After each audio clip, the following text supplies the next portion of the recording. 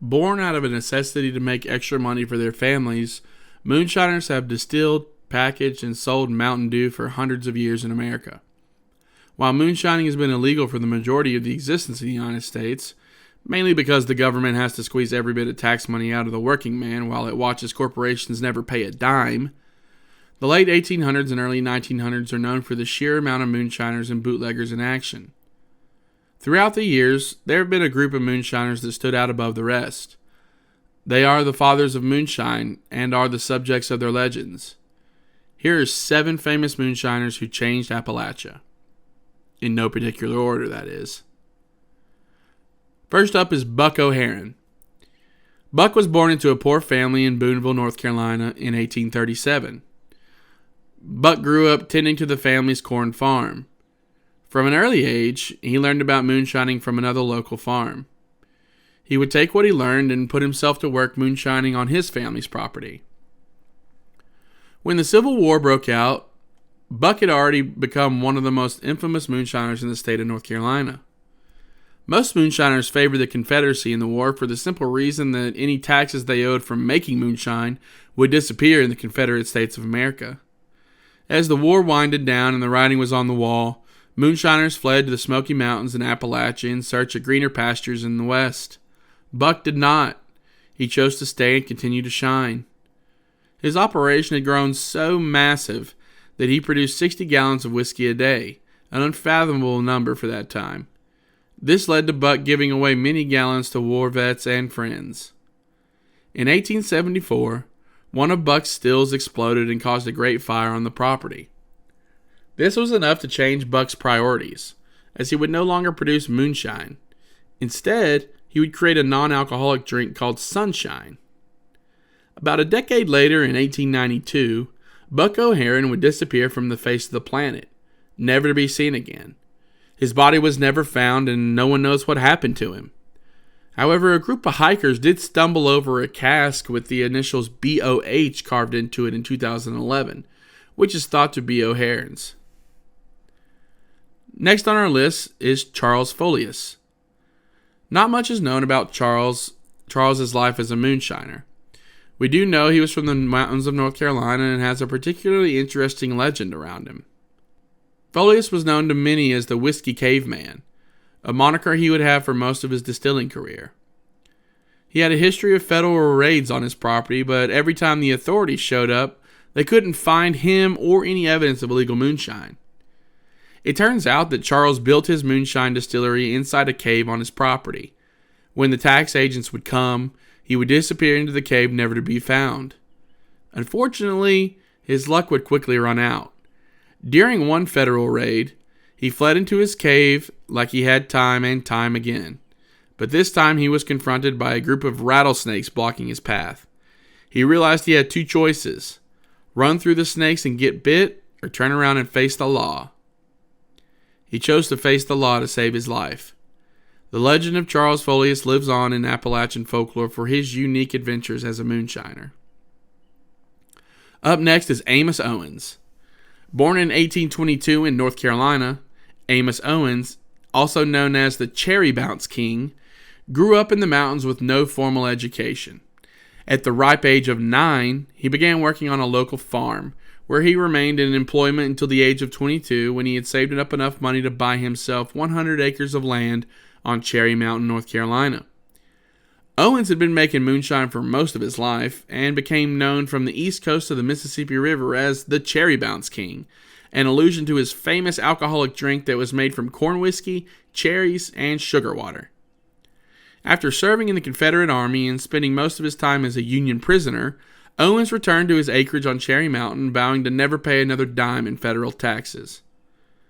Amos Owens' popularity went through an even bigger boom period when he started his famous June celebration, where he would offer all the Cherry Bounce a person could drink for a mere 25 cents.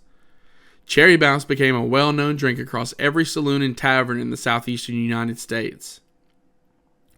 As the story goes, Amos would use a telescope to spot approaching federal agents.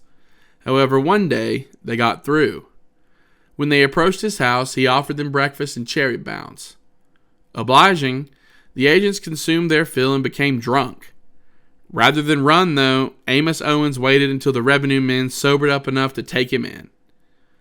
Owens spent a significant amount of time in prison over his years as a moonshiner. His final stint in prison was late in his life, which led to Owens ending his moonshining operations in favor of a simpler life. Although Owens died in 1906, the cherries on Cherry Mountain still grow to this day in remembrance of an infamous moonshiner. Next is Robert Glenn Johnson Sr., simply known to some as Senior, and later the second to last American hero. Robert Glenn Johnson Sr. is most famous for being the father of Junior Johnson, but he left his mark as a moonshiner and bootlegger himself. Sr. grew up in North Carolina during the Great Depression, and his story followed the stories of many other moonshiners throughout history. To make extra cash from the corn crops, Johnson Sr. began making moonshine. He had become such an infamous moonshiner that revenue agents were always on his tail. He spent over a third of his life in prison for various charges related to moonshining and bootlegging. His legacy would be teaching his son to moonshine and evade the cops at all costs, skills that would propel his son to being one of the greatest NASCAR drivers of all time. Now, on to Robert Glenn Johnson Jr. Much like his father, Jr. would quickly become one of the fastest bootleggers in the history of the tradition. From an early age, Jr. remembers all the run-ins his father had with the revenue men and vowed to continue the family business. In all his years as a bootlegger, Jr. only went to prison once, and it was for operating an illegal still. He was never caught by the cops while burning rubber down the hollers and hills. In 1955, Jr. joined NASCAR and won 5 races in his first year. He was notorious for using NASCAR to keep his bootlegging car in top shape for escaping the feds. Jr. and his dad are responsible for the inundation of other bootleggers into the NASCAR circuit. Known by many as the last American hero, Jr. is the main reason why moonshining is as culturally popular as it is today. Next on our list is Eric Digger Maines. Eric Maines is considered to be a part of the modern era of moonshining. He has been distilling whiskey for over 40 years, since the 1970s. At the age of 14, he found a family friend to teach him the moonshining trade. Since then, he's become a master distiller and spent many years working with Popcorn Sutton. Maines was known to idolize Sutton and other moonshiners who came before him. He claims he didn't shine for the money, but the tradition. As his family grew with a new baby boy, Maines ended his career as a moonshiner just before Sutton was charged and convicted by the feds. But the story doesn't end there. Maines went on to star in the popular Discovery Channel show Moonshiners. He has since gone on to run his store that sells beer and winemaking supplies. He hopes to bring tourism to Newport, Tennessee and revitalize the rural town one day. Last on our list, and certainly not least, is Marvin Popcorn Sutton. He's probably the most well-known moonshiner in the history of Appalachia. Born in 1946 in Maggie Valley, North Carolina, Sutton was a lifetime moonshiner and certified rebel of the Smoky Mountains. He learned the trade at an early age, not due to the promise of money or fame, but because he thought it was crucial to carry on the traditions that his ancestors had been a part of for generations. Beyond moonshine, Sutton was known for his upbeat, vulgar, and direct attitude. He was a funny man who considered himself to be a simple mountain man. In 1999, he wrote an autobiography and produced his own documentary titled Me and My Liquor, which was sold in thrift stores throughout the region, but never received any sort of real press. Over the years, he had been arrested for selling liquor and a few other crimes. He starred in a couple of other documentary movies, including the famous classic This Is the Last Damn Run of Liquor I'll Ever Make, in which cameras filmed him making a batch of his famous moonshine. While Sutton had been a local legend for years, serving among the folklore stories of the Smoky Mountains more so than anything real, his climb to national fame came when he was being charged and prosecuted for federal moonshining and firearm crimes. The nation got behind Sutton and supported him as his property was raided by the ATF. Interestingly enough, the ATF goons included Jim Kavanaugh, who was part of the Waco disaster some years before. The federal government needed Sutton as a scapegoat. After pleading guilty to the charges, Sutton asked for leniency from the judge as he was recently diagnosed with cancer. The judge shamelessly refused, bringing down an 18-month prison sentence on Sutton in federal prison.